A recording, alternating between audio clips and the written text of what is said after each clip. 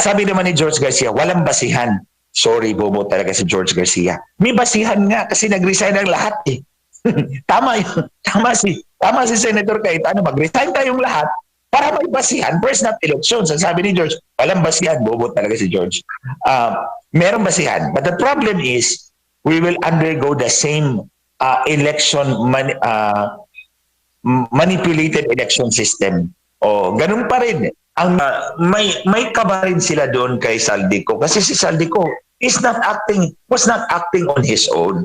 Hindi pwede yung committee appropriations chair lamang ang mag-insert yan kung walang basbas yan doon sa taas. Hindi mangyayari yan. I've been a congressman, I know that. Yes, in the case of Harry Roque, they canceled his passport.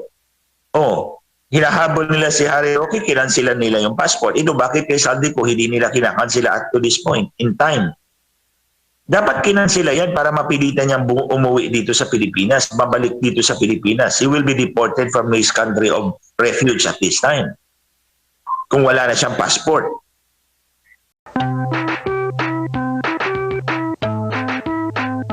Kung tiwala dito kay Mr. Marcos Jr., I stand by my allegations na dinaya niya yung kanyang boto ng eleksyon gamit ang Smartmatic. In fact, ang Smartmatic nakasuhan na as a company in the United States just 2 days ago. Whatever Mr. Marcos does, wala akong tiwala dyan. Kilala ko yung tao na yan. And on the other hand, yung ICI, itong iniimbestiga nila, concerns in infrastructure, yung mga insertion sa budget. Actually, hindi lang sa flood control projects yan, marami yan. May sa local government, may style din sa local government, meron din sa mga national government, sa mga congressmen. So itong nakikita natin ngayon, ito yung sa mga congressmen, pero hindi pa ninyo nakikita yun sa mga LGU. Now, kung itong mga insertions, they were done in secret. No? They were done in secret. So, ang solution natin dyan is that it should be open public investigation. Hindi yung patago din. Because pag sinabi mong sikreto, ay wala tayong tiwala dyan. Pwedeng i-hush-hush yan. Meron ho bang mga desisyon ang korte noon, attorney, na nagpapatunay na wala pong nalalabag sa batas kapag nagkakaroon po ng mga pagdinig tulad po nitong Independent Commission for Infrastructure? Well, we have to make a distinction. Pag sa korte, wala yan. Hindi pwedeng televised yan, di ba? However, this is not a court. Hindi ito korte. This is an administrative proceeding. This was created by the executive department to investigate. Tulad na nga ng sinabi ko, ang mga insertions were actually done in secret. The only way to uncover them is to investigate them publicly. Kasi pag public, yung sagot ng testigo, naririnig natin impromptu, simultaneous ng kanilang pag-testify.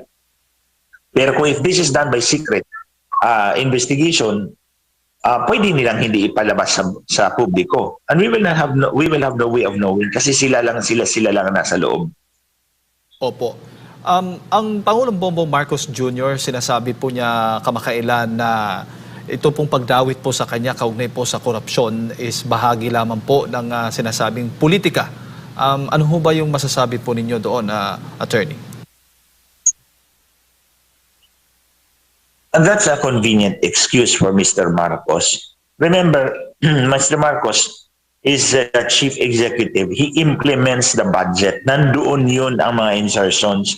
And remember, doon sa SONA niya in 2024, if I remember, di ba pinagyayabang niya yung 5,500 flood control projects na 2 days later binaha yung Metro Manila? In fact, and that proves na alam niya yung mga flood control projects na yan. He knows about them. And it is not, hindi naman lingid sa kanyang kaalaman na bumabaha at bumabaha. Hindi pa pumasok sa isipan niya. We have 5,500 flood control projects. Yung baha hindi humuhupa. Hindi nawawala. There must be something wrong.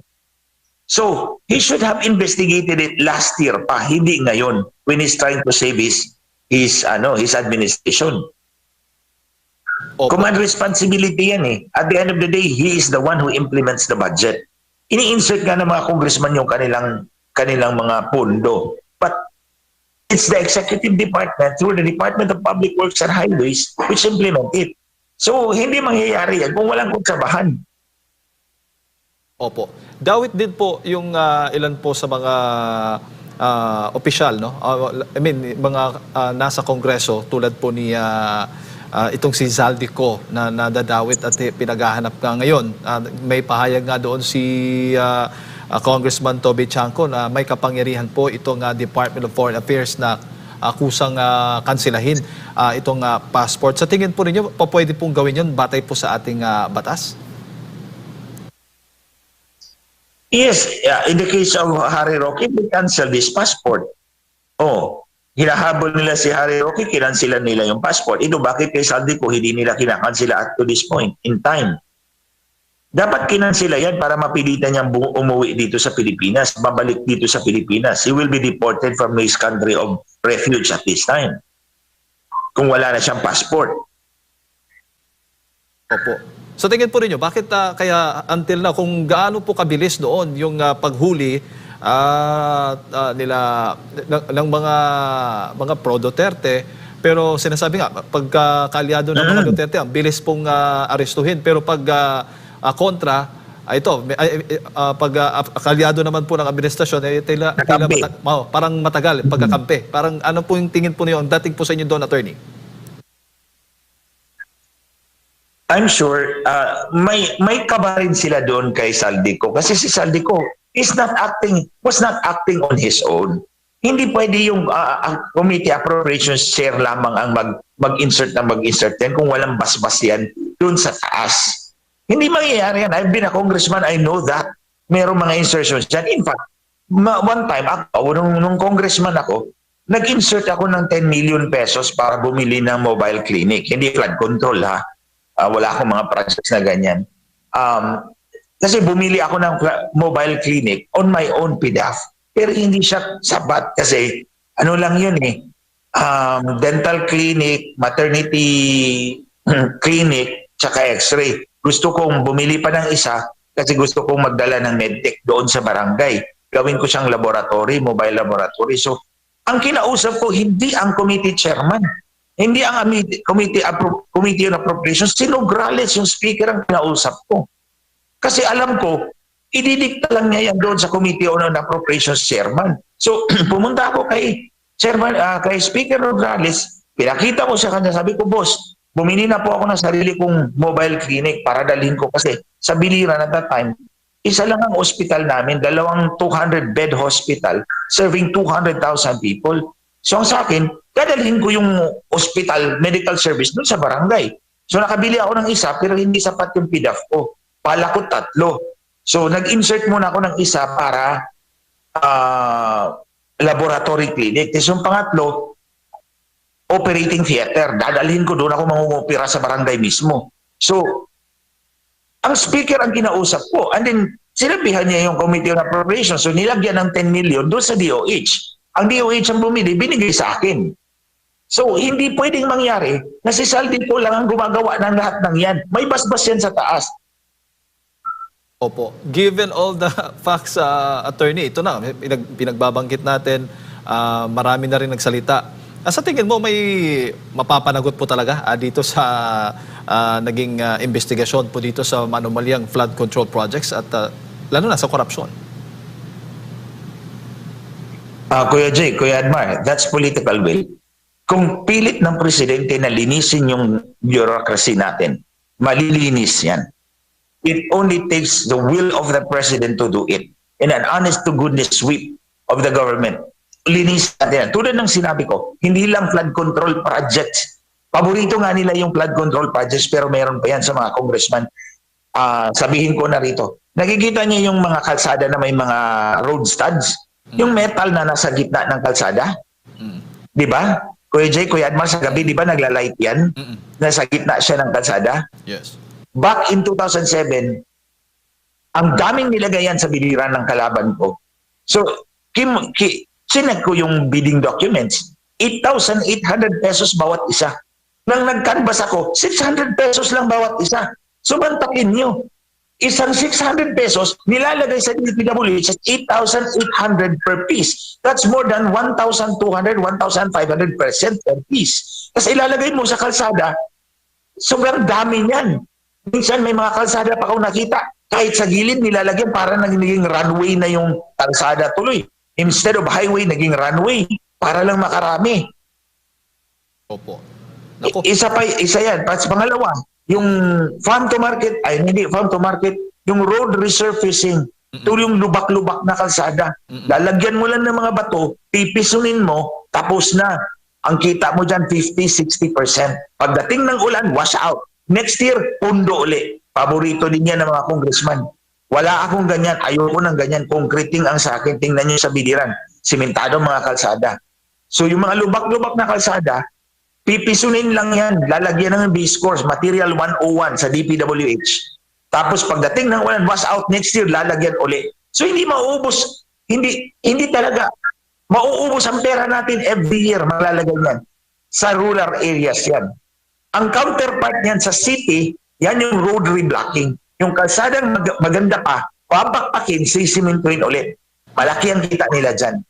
So, the corruption is so widespread and rampant, hindi lang sa flood control, hindi lang sa House of Representatives, everywhere. Paano kaya natin matutugunan yun, attorney? Meron ngang kautusan din yung ombudsman na yung inalis nila yung restriction patungkol naman po doon sa pagbibigay ng access doon sa SALN ng mga opisyal ng gobyerno. Sa tingin mo, sapat po yan para matugunan o matapos natin itong korupsyon? Actually, Kuya Jay, meron akong idea how to weed out these people using the SALN. Pero hindi ko pwedeng sabihin dito, mapapatay ako. Wala akong power at this time to do it. Pero meron. Using the SALN. Pero at this time, yung SALN is a mechanism of accountability. Kaya nga nalagay yan eh. Nalagay yan dyan sa batas para maging accountable yung public officers. But subsequently, they watered it down, nilalagyan nila ng restrictions. Sana ngayon, when they lifted the restrictions, everybody can get it. Pero yun, ang counter naman ng kabila, it could be weaponized against them for political purposes. So that's why yung ombudsman din is very careful na hindi mag-weaponize yung SALN against innocent public officials. Pero madali naman natin malaman yan, mga kababayan.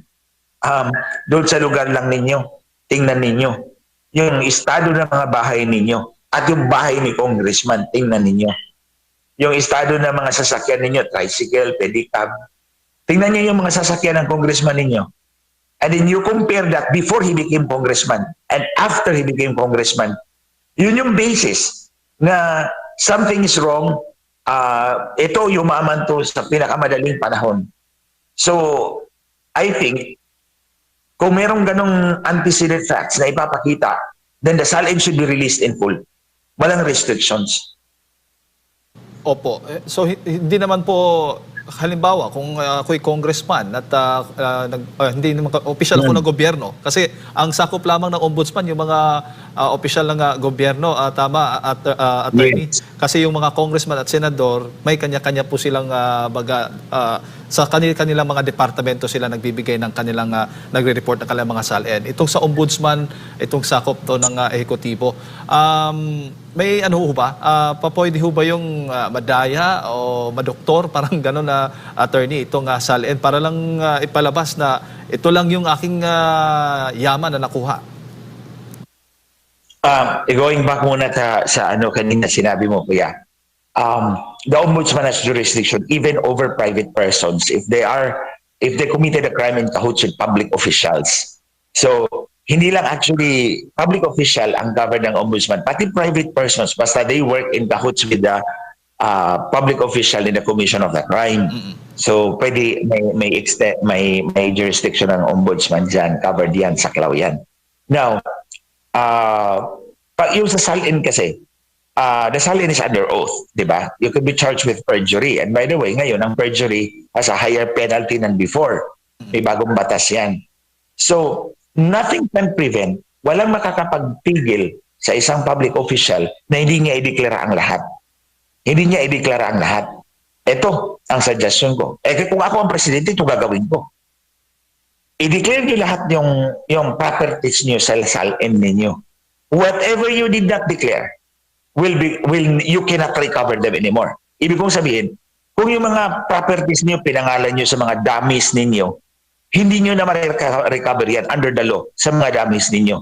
So matatakot yung mga congressman, matatakot yung public official, hindi ko na pwedeng hindi i-deklara to. Kasi kung hindi ko i-deklara to, at nasa kamay ng dami ko, hindi ko na mababawi ito. Mapupunta sa dami niya. That's a penalty for them not to tell the truth. Kasi nothing can prevent them from not telling the truth. From lying. O pwede naman nilang ipalabas nila. Sa tingin nyo ba yung mga salin nila totoo? Hindi naman. So, paano yan, attorney? Kapag nakita yung sa salin mo, marami ka palang mga irregularities doon, ano yung possible na kakaharapin ng isang opisyal ng gobyerno? Perjury. Oh, because that's under oath. When you file your salin, that's under oath. You can be charged with perjury. At tulad ng sinabi ko, may bagong batas niyan, mas mataas na yung penalty ng perjury ngayon kaysa dati. And then, aside from that, administrative liability mo, dishonesty, conduct prejudicial to the best interest of the service. O marami kang harapin dyan. In the case of the House of Representatives, ethics complaint. You can file an ethics complaint for material misrepresentation. So dapat pala ang mga kongresista at saka mga senador ay sundin, ay gayahin din. I-apply din po itong pagsasapubliko ng kanilang mga salin. Everybody, lahat. I mean, hindi naman pwedeng ang ombudsman direkta lang sa executive department. Everybody should, for the sake of transparency, accountability, the people deserve to know everything today because alam natin na trillions of pesos were wasted. Alam nyo, kung yung trillions of pesos na wasted na yan, kung we just invested them in public infrastructure, totoong infrastructure, public services, like prevention ng AIDS, because tulad na nga ng sinabi kanina, AIDS is tumataas ng tumataas, and then we could invest on retooling our BPO workers because they face threats from US laws, from tariffs. So, and then most importantly, bili tayo ng makabagong kagamitan para sa ating armed forces because we are facing threats from in the West Philippine Sea. So, these are wise investments that could return many times for the Filipino people. But hindi natin natatama sa yun. We do not benefit from them because binibili ni Saldi ko ng bahay sa Paris. Binibili ni Saldi ko ng mga helicopter at aeroplano. So sila lang. Only a few of them benefit from the sweat and tears of Filipinos. Millions of Filipinos paying taxes every day. Isa din po sa mga nagmumungkahi si Senator Cayetano po na para matapos na tong korupsyon. Sabi mo nga, talagang malawakan at malala na talaga ang korupsyon sa ating bansa, atong sistema na ito. Magkaroon po ng mass resignation ang mga opisyal ng gobyerno mula presidente, vice-presidente, congressman at hanggang senador. Ano bang masasabi po ninyo doon? Actually, that's what he called snap elections. Di ba, nanawagan siya ng snap elections. Paborito kong topic yung election. Sabi naman ni George Garcia, walang basihan. Sorry, bobo talaga si George Garcia. May basihan nga kasi nag-resign ang lahat eh. Tama si Senator Cayetano, mag-resign tayong lahat para may basihan for snap elections. Ang sabi ni George, walang basihan. Bobo talaga si George. Merong basihan. But the problem is, we will undergo the same manipulated election system. Ganun pa rin. Ang Miro, ang Smartmatic, tingnan nyo ngayon, nakita nyo na. Dati, kinasuhan ang official lang ng Smartmatic. Official lang, 3. Yung co-founder na si Roger Piñate Martinez, tapos yung presidente ng Smartmatic sa Pilipinas, si Eli Moreno, plus isa pa. 3 lang sila plus si Bautista. But this year, That was last year under Biden. This year, sinama na ang Smartmatic at ang parent firm niya na SGO Corporation. So, sinama sila because the evidence is clear na Smartmatic talaga ang nag-rig ng bidding. Nagbayad ng $1 million kay Bautista para makuha yung kontrata. If they rig the bidding, they can rig the elections. It's the same way sa Miro. Remember si Miro? Part owner dyan sa venture na yan, si Diskaya through St. Gerard Construction. Ang St. Gerard Construction, kasama yan sa joint venture ng Miro nung nagbidding sila at nanalo ng multi-billion peso contract sa COMELEC. Ito nga, may utak talaga si George Garcia. Inisip niya, bakit itong construction company nandito? This is a highly technical provision of election services, election system services. Highly technical to, bakit nandito itong construction company na to? Bakit kasama to? They never flagged that down. So, sa Miro, kasama sila Diskaya originally. Nag-withdraw lang sila Diskaya nung tumakbo siya as mayor ng Pasig. Now, that also is a red flag. So, questionable yan. So, kung mag-eleksyon tayo, wala pa rin mangyari. They will still get re-elected. And the danger there is, matatanggal si Inday Sara. Mamanipulahin nila yan. Mananalo si Marcos, matatalo si Inday Sara. And we should not fall for that trap. We should never fall for that trap. For as long as Miro ang election system, si George Garcia ang chairman, wala tayong pagkakatiwalaan dyan. At huwag tayong, we should not fall for that trap. It's a way to wipe out the political opposition. Tatanggalin nila yung mga ayaw nila. At ito ang gusto kong iparating sa ating mga kababayan, Kuya Jay, Kuya Admar. Bakit ba ganito katalamak ang corruption sa ating bansa ngayon? It's worse. Dati millions lang ang ninanakaw. Ngayon, trillions of pesos ang ninanakaw. Bakit? Because ito mga politiko na to, kailangan nilang bumili ng election victory. Kailangan nilang magbayad dyan sa sistema ng eleksyon natin para manalo sila at they will remain in power. So yun ang palagi kong sinasabi, everywhere I go, nagbayad yan ng eleksyon, unang taon pa lang babawiin na yan. Pangalawang taon, babawi uli yan. Pangatlong taon, babawi uli yan. So isang beses lang sila nagbayad para manalo, 3 beses nila babawiin sa taong bayan. So triple whammy tayong lahat. For as long as yan yung election system natin, na binibenta yung election natin, ito ang makikita nating korupsyon. Trillions of pesos ang mawawala sa atin. Lahat ng problema ng bansang ito, galing dyan sa kanila. Yan ang ugat, yung election system na yan. Tulad na ng sinabi ko, millions lang ang ninanakaw noon. Ngayon, hindi na billions, trillions na. It's because of that corrupted election system. Opo. Bago ko lang ipasa kay Admar, attorney, ang iba't ibang bansa, yung mga kapitbahay natin, yung mga balita doon, may mga leader na natanggal na dahil nga sa korupsyon pa rin. Issue po ng kanilang pamumuno. Pero pagdating po dito sa ating bansa, ano naman po ang tingin po ninyo? Yung September 21 na rally ay ngayon, hinahanapan natin ano bang naging resulta noon. Ngayon, nag-iimbestiga yung ICI, wala pang nakukulong, wala pang hindi naghihintay yung taong bayan patungkol po sa development po dito sa pagtugon nga dito sa laban natin sa corruption. Sa tingin mo, umi-effect pa itong mga anti-corruption rallies natin sa ating bansa? May saysay pa ba ito at umi-effect pa ito doon sa Pangulong Bongbong Marcos Jr.? Kuya Jay, Kuya Admar, mga kababayan, I'm not losing hope that one day mabawi pa rin natin yung ating bansa mula sa kamay ng mga politikong ito. Didn't you realize na itong mga politikong ito, they've been there for a very, very long time. Yung pamilya nila, yung political dynasties nila, they've been there for a very, very long time. Umasinso sila ng gusto in very short time. Minsan nagsulat nga ako sa Facebook na noong 2007 to 2010 ang sahod ko 450,000 a month lamang as congressman.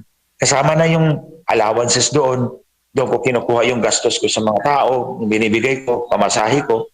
Because every week nandito ako, every week din, at the end of the week, uwi ako sa amin, may ikot ako. Pero this time, yung congressman, bawat isa 6 million na. That's 6 million a month. Oh, no. 3 million a month. That's 6 times more than yung natanggap namin noong 2007-2010. 6 times more in just a span of 15 years. Pero tumubo ba ang sahod ng taong bayan 6 times? Hindi. Yung sa mga congressman, tumubo 6 times within 15 years. Yung sa taong bayan, ewan ko lang kung magkano lang ang tinubo sa loob ng 8-15 years. So, ito, gusto kong ipakita sa taong bayan, ang problema ng bansa natin ay itong mga taong ito. They're still the same people that have ruled us for many, many years. At kung hindi natin, if we don't do something to get our country back and our future, tayong lahat ang magdurusa. Rallies are one way of expressing our indignation. But we need to come out in full force. We need to demand clear terms kung anong gusto natin. Ako, ang panawagan ko talaga, Marcos should resign. Because in the first place, yung mandate niya questionable. Nandun naman ako nung inamin ni Lisa Marcos na magkonsabahan sila ni Smartmatic. O makikipag-meeting siya sa may-ari ng Smartmatic. Ano pag mimilingan ninyo? Magro-rosaryo kayo dyan? Oh. Tapos sabi niya, kailangan niya 2 technical guys. So, anong pag-uusapan nyo? Di boto. Bakit technical ang kailangan mo? Kung usap lang ng hindi mo kailangan ng technical, bakit kailangan mo 2 technical guys? Si Ivan Uy yun. At si Hubert Guevara, nang namatay na dating senior deputy executive secretary, tapos si Ivan Uy, DICT secretary. Sila yung may alam po anong pinag-usapan nilang technical doon sa meeting ng Smartmatic with Lisa Marcos. At sinabi ni Lisa Marcos din, lately, na partner niya si Marcos in everything. So, ibig sabihin, kung nag-meeting sa Smartmatic, alam ni Marcos yun. Alam ni Marcos, hindi pwedeng hindi alam ni Marcos kasi partner nga niya in everything Kung partner niya everything, partner niya si Smartmatic sa Dayaan, partner niya si Marcos sa Dayaan. So, ang problema ng bansa nito magsisimula kay Marcos. And that's what we should call for. He should resign and give our country breathing space. Opo. Attorney, maayong buntag si Admar po ito.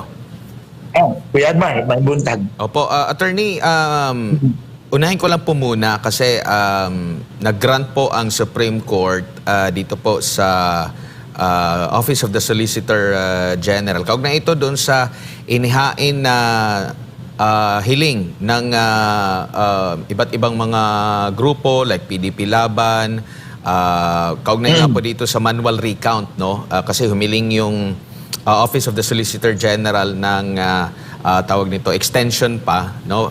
Which is pinagbigyan naman sila. To file comment. Opo, oo, na makapag-komento pa sila. Dito sa pag-usad nito pong usapin na ito, kasi ang hiling talaga dito is yung manual recount nga po sa nakalipas na botohan. Ano po ang nakikita nyo po dito? May pag-asa pa considering umusad po itong naging hiling ng iba't ibang grupo? Actually, si Atty. Torion, nag-usap kami about that. And I believe he has a very good legal basis to ask for a manual recount. Of course, ako, on my part, ang questioning ko talaga dyan is, bakit yung overvotes ninyo is divisible exactly by 12? Kasi yun ang palagi ko sinasabi, there were more than 17 million overvotes for senators, and all of them are divisible by 12, right down to every precinct. So, bawat presinto, titingnan mo yung overvote ng senators, exactly divisible by 12. Hindi yun pwede. Kasi, kung ang boto is exactly divisible by 12, hindi overvote yan. Swap yan kasi 12 ang maximum na pwedeng i-vote mo for senator. So, that's one ground. The other one is yung sa Banayoyo. Yung binawasan yung mayor, and then yung kabila, dinagdagan. Ang sabi ni George Garcia, nagdoble yung election return, kaya dapat babawasan. Kung nagdoble yung election return, dapat yung 2 kandidato binawasan. Bakit yung isa lang ang binawasan, yung isa dinagdagan? Exactly that time na sinabi ni George Garcia, na-capture yung screenshot, nakakuha sila ng screenshot doon sa isang television station, nag-report ng news about that. So, eto, hindi ako naniniwala sa eleksyon ni George Garcia sa Miro because of these circumstances. So, aside from the legal basis ni Atty. Torion, ang tingin ko dyan, Kuya Admar, ang sasabihin ni George Garcia, kasi may legal basis si Atty. Torion may legal basis si Atty. Torion. Ako, on my part, meron akong circumstances to lead me to believe na hindi totoo yung eleksyon na to. Now, Ang isasagot yan ni George Garcia would be walang budget ang COMELEC for a manual recount. Yan yung isasagot niya. At yun yung isasagot ng Solicitor General. Assuming or arguendo, granting for the sake of argument na manual recount is legally feasible, it's financially impossible kasi walang budget. But ito ang i-counter natin dyan kay George Garcia, and people should know, may 12 billion yan na insertion dyan sa budget ng COMELEC. Natandaan nyo, noong 2023 yata yun, naglagay ng 12 billion pesos in-insert sa budget ng COMELEC. Because that budget is supposed to be used for the yung constitutional, yung charter change, di ba? May charter change noong 2023. Malakas yung ugong noon. Pinipersa nila Martin Romualdez yun. So kung magkakaroon ng constitutional changes, charter change, kailangan mo ng plebisito. So kailangan mo ng pondo. So nag-insert sila ng 12 billion. Ayan na naman yung insertion. Insert sila ng 12 billion dyan sa COMELEC. Now, under normal circumstances, all government offices, at the end of the day, at the end of the year, yung savings nila will revert back to the National Treasury. Kasi savings nila, balik yan sa National Treasury. Yung mga budget na hindi nagamit, not savings. Savings sa kanila yan. Budget na hindi nagamit, unused budget, balik yan sa National Treasury. Except for constitutional commissions. Commission on Audit, Commission on Human Rights, and then Commission on Elections. Tatlong commissions yan. Constitutional commissions. Constitutional commissions because nakasaad sa Konstitusyon. Human Rights, Audit, at Elections. Yung budget nila na hindi nagamit, hindi yan ibabalik sa National Treasury. Savings nila yan.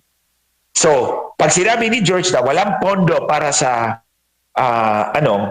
manual recount, ang i-counter dapat natin is meron kayong savings na 12 billion. Diyan kayo kumuha. Yun ang nakikita ko. Opo. Dito naman po sa isa pang desisyon ng Korte Suprema bilang isang anti-election fraud advocate, sinabi po rito na hindi pwedeng mag-disqualify ang COMELEC ng isang kandidato kung walang conviction mula sa competent court. Kasi nga po, ito yung pag-disqualify nila kay Congressman Edgar Erice dahil lang doon sa kanyang statement na sinasabi na wala pang bansa, no? Yung Miro system daw hindi pa ginamit daw sa anumang election worldwide, pati rin yung ugnayan, yung contract na 18 billion pesos po. Ano nakikita nyo pong magandang dulot po nitong naging desisyon po ng Korte Suprema na nagbabasura doon sa naging desisyon po ng COMELEC attorney? At isama na rin natin dito kasi maraming nagko-question din sa COMELEC, like kagaya po doon sa desisyon na tanggalin yung pagka-party list noong Duterte Youth na umani ng maraming mga boto, at least 3 seats po yung nakuha nila, tapos bigla na lang na-change yung mga pangyayari, hindi sila nakaupo at merong ibang mga pinaupo. Meron din pang question doon po sa pagkakaupo ng hindi nanalo, kumbaga second sa may nakuhang boto doon sa Maynila po, no, sa kaso po ni Congressman Benny Abante. Ano nakikita nyo po dito sa naging desisyon na ito ng Korte Suprema din po, attorney? Yeah, Admar. Okay, isa-isahin natin. Ito si Edgar Erice, smartmatic yan. Kaya nga kini-question niya si Miro dahil bata yan ni smartmatic. Kaya si George galit sa kanya. Kasi si George bata ni Miro. So, ano yan? Si Miro bata niya si George Garcia. Si Smartmatic bata niya si Edgar Erice. Kaya sila nagbanggaan. But I agree with the Supreme Court's decision na disqualification should rest only upon final conviction. Dapat, kung na-convicted ka na finally, that's the only time you will be disqualified. Because we go back to the presumption of innocence until proven guilty beyond reasonable doubt, diba? Constitutional right naman yan ng bawat isa sa atin. You are presumed innocent kasi pa nakita ka na ikaw ang sumaksak dyan, Pagdating sa korte, di ba, nakita na ikaw sumaksak. Pero pagdating sa korte, you would still be presumed innocent until proven guilty beyond reasonable doubt. So that's why, kung ang disqualification is based on an infraction of law committed, violation of law, dapat only upon final conviction. Pero tulad na nga ng sinabi ko, si George Garcia, bata ni Miro. Si Erici, bata ni Smartmatic. Kaya nag-aaway silang dalawa. Kaya pinadisqualify ni George Garcia para makaganti naman siya kay Edgar Erici. So in other words, that's proxy war between Smartmatic and Miro. So on the other hand, ito namang sa Duterte Youth and kay Congressman Benny Abante, ngayon lang talaga ako sa panahon ni George Garcia, ngayon lang talaga ako nakakita na yung natalo ay siyang nanalo pagkatapos ng eleksyon. Ngayon lang talaga, I mean, never in history did it happen na yung natalo, yun ang nakaupo. Yun ang prinoklama pagkatapos ng eleksyon. May naproklama na nga eh. Kinansila yung proclamation, pinaupo yung iba. In the case of Duterte Youth, ang nakikita ko dyan, aside from the political side, may political pressure. Di ba? May political pressure yan to remove, to disqualify the Duterte Youth. But on the other hand, it could also be a money-making venture. Kasi pag dinisqualify mo yung 3 seats ng Duterte Youth, pwede mong ibenta doon sa susunod. 3 seats din yun. Binibenta nga ng COMELEC yung registration ng party list, yung pakayang pagkapanalo, yung pakayang proclamation. Ito, kaya balik ulit tayo dyan sa COMELEC.